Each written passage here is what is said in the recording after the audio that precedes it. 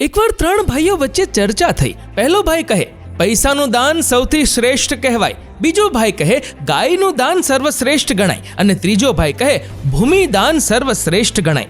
કોઈ ઉચિત નિર્ણય ન થતા ત્રણેય ભાઈ પિતા પાસે ગયા. પિતાએ કશો જવાબ ન આપ્યો, પરંતુ મોટા દીકરાને પૈસા આપ્યા અને કહ્યું, આલે આને દાનમાં આપી આવ. વચલા દીકરાને ગાય આપી અને કહ્યું, આલે આ ગાયને દાનમાં આપી આવ.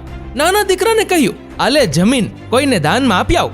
ત્રણેય દીકરા ક્રમશઃ ગયા અને શેરીના નાકે રહેલા એક ભિખારીને આ ત્રણેય દાનમાં આપી દીધું બધું.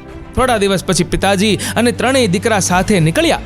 જોયું તો પેલો ભિખારી હજુ પણ ભીખ માંગી રહ્યો હતો. એ ભિખારીએ ગાય અને જમીન વેચી નાખી અને જે પૈસા આવ્યા એ પણ મોજ મસ્તીમાં ઉડાવી દીધા.